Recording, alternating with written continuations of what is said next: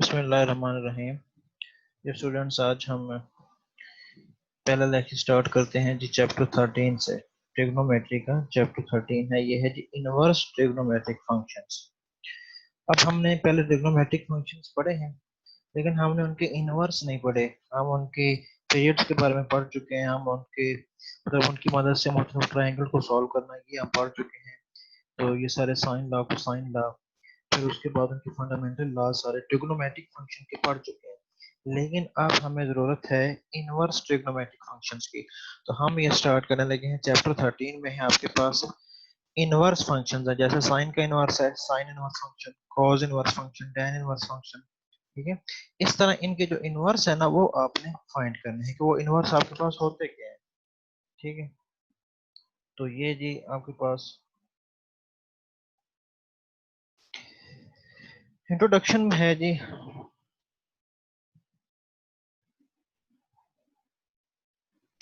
We have been finding the value of the trigonometric function for given measure of the angle। ठीक है, और ये कहता है कि हम ट्रिग्नोमेट्रिक फंक्शंस की वैल्यू जो है आप गिवन मेयर के ऊपर फाइंड कर सकते हैं।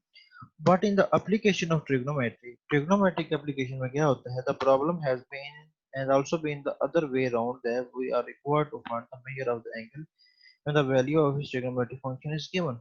वो ये कहता है कि ट्रिग्नोमेट्रिक फंक्शन में ऐसा भी होता है कि जब आपके पास ट्रिग्नोमेट्रिक फंक्शंस की वैल्यू तो दी होती है, ठीक है, किसी एंगल पे, तो जिस एंगल पे वो वैल्यू दी होती है आपने वो एंगल फाइंड करना होता है। यानी पहला मेथड तो आप पढ़ चुके हैं ना कि आपको एक फंक्शन दिया गया है और आपको कहा जाता है कि आप इस फंक्शन की वैल्यू, इस ट्रिग्नोमेट्रिक फंक्शन की वैल्यू इस एंगल पे फाइंड करें।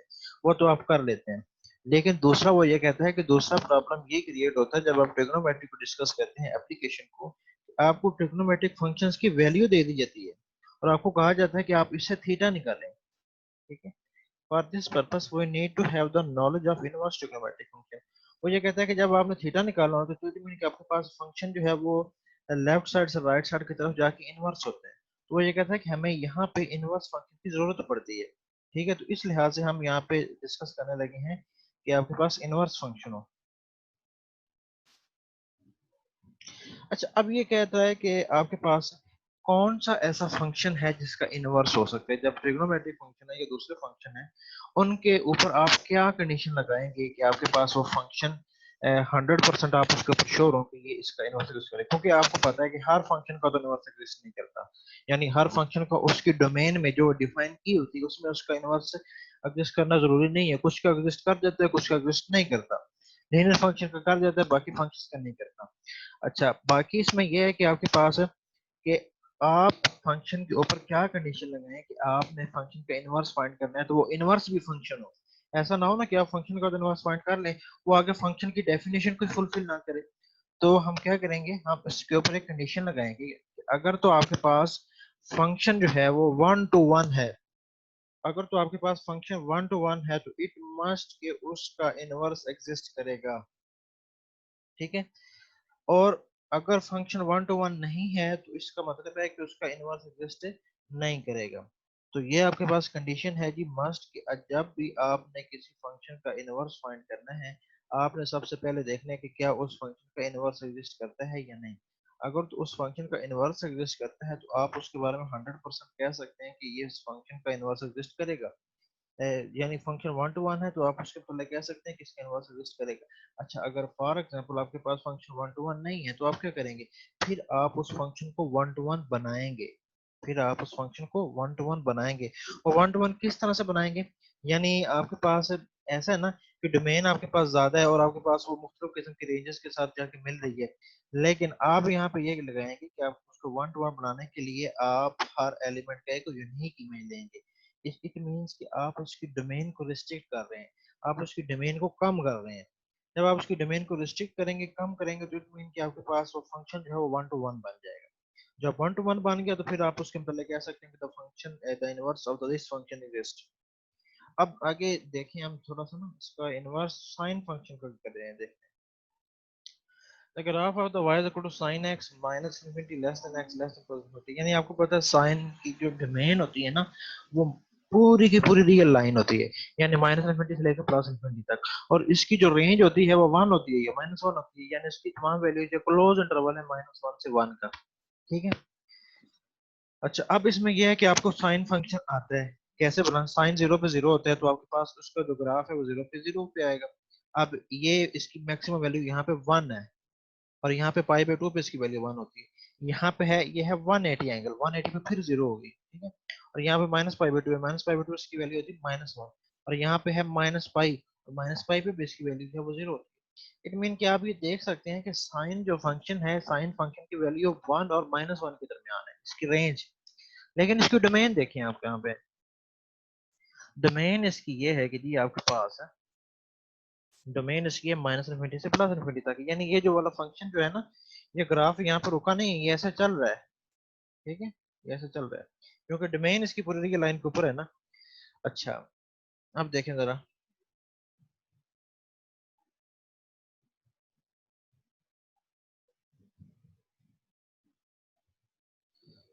अच्छा, ये है जी कि आपके पास, अब यहाँ पे भी ऐसे, यहाँ पे मैक्सिमम वैल्यू 1 है, यहाँ पे मैक्सिमम वैल्यू -1 है, और ये आपके पास है y sin x का फंक्शन।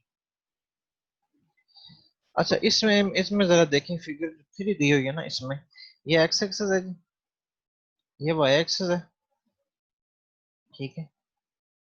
अच्छा, x एक्सिस है, ये y एक्सिस है। अब देखें इस पॉइंट के ऊपर ये पाई बाई 2 एंगल है, और इस पॉइंट के ऊपर ये वाला फंक्शन जा रहा है, ये जो डॉटेड लाइन है ना, ये इस फंक्शन का ग्राफ है, ये y sin x का ग्राफ है। पाई बाई 2 पे इसकी वैल्यू 1 है, पाई बाई 2 पे इसकी वैल्यू 1 है।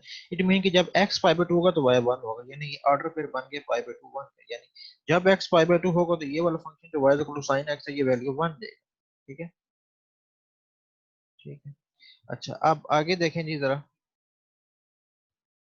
इसी तरह अब ये वाला जो लाइन लगाई हुई है ना, ये आपके पास y sin x की है, y x की, यानी जो आपके पास स्ट्रेट लाइन होती है ना, एक लाइन होती है उसकी, आपके पास ये डेफिनेशन है।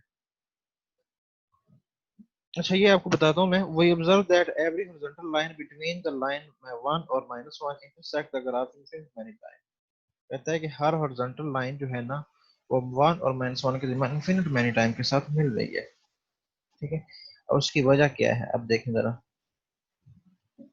अब यहाँ पे पाई बाई 2 1 के साथ मिल रहा है, फिर आगे फिर देखें आपके पास ये सारे के सारे जितने भी इसकी डोमेन आती जाएगी ना, वो सारी की सारी 1 के साथ और -1 के साथ मिलती जाएगी।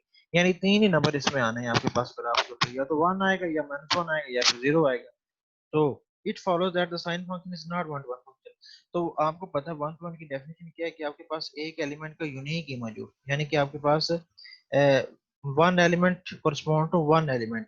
तो इस तरह के एलिमेंट हो तो आपके पास वो होता है 1 to 1 फंक्शन, अगर इस तरह के एलिमेंट ना हो तो आपके पास वो 1 to 1 फंक्शन नहीं होता, ठीक है। अच्छा, अब यहाँ पे ये सारे आप देख सकते हैं कि सारे के सारे यहाँ पे ना पॉइंट्स रिपीट हो रहे हैं, तो ये 1 to 1 फंक्शन की डेफिनेशन को मतलब फुलफिल नहीं कर रहे। However,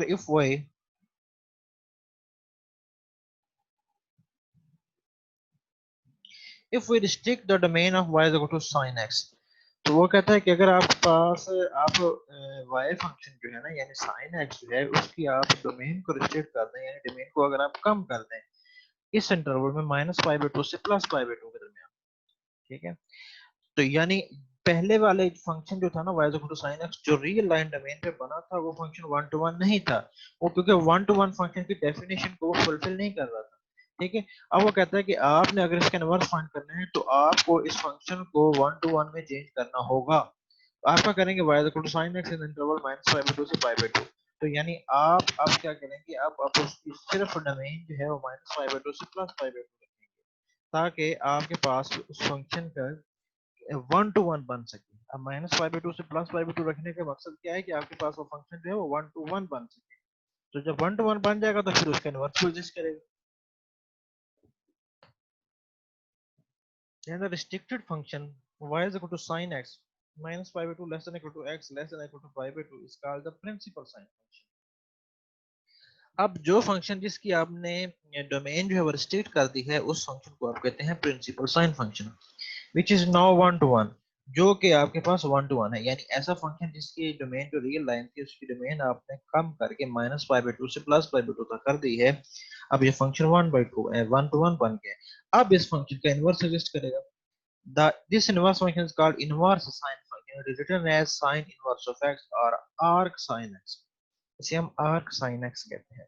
अच्छा, अब जो आपके पास फंक्शन बना है ना, the inverse sine function is defined as, अब जो आपके पास फंक्शन बना है y is equal to sine inverse of x if and only if x is equal to sine y।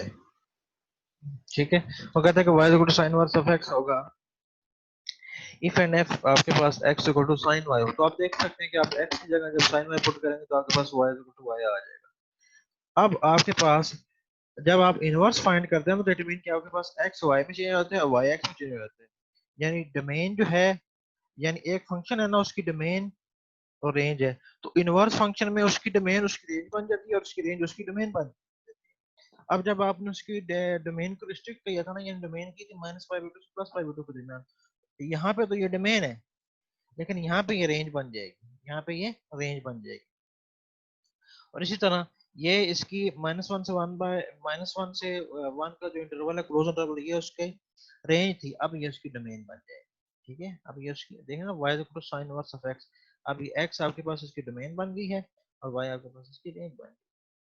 Hence y is the angle whose sin x is whose sin is x, तो y आपके पास वो angle है जिसका sign आपके पास है x। The domain of the function defined as y is equal to sin inverse of x, अब इसमें x आपके पास डोमेन है, y आपके पास इसकी रेंज है,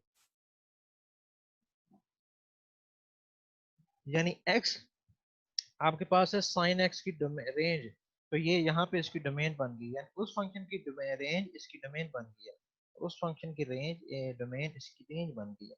अब ये इसकी रेंज है, आपको पता है y इज इक्वल टू, ये आपके पास रेंज है और ये इसकी डोमेन है।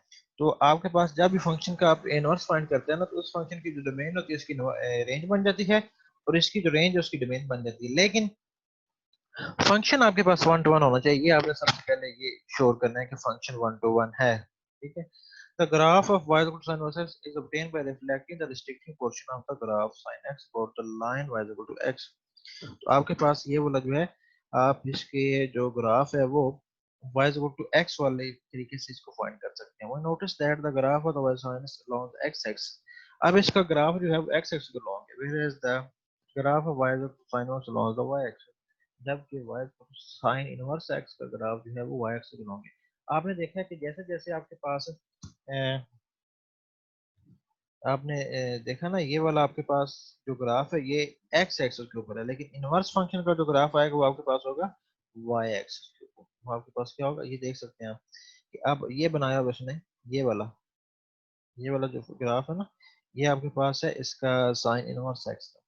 तो यहाँ पे आप देख सकते हैं कि आपके पास ये y एक्सिस के लॉन्ग है, नॉट कि x एक्सिस के लॉन्ग है। ठीक है, आज का लेक्चर हमारा सिर्फ इस इनवर्स फंक्शन के ऊपर ही है। तो ये आपने देखना है कि इनवर्स फंक्शन किस तरह से बनता है, मतलब हमें पहले 1 to 1 कैसे बनाना पड़ता है, फिर उसकी डोमेन को कैसे रिस्ट्रिक्ट करना पड़ता है। तो ये सारा प्रोसीजर क्या है, तो आपने इस चैप्टर में ये बुक के पहले 2 पेजेस हैं, ये आप अच्छे से पढ़ के आने, फिर उसके बाद हम अगले एक्सरसाइज पे जाएंगे। Thank you very much, Allah Hafiz.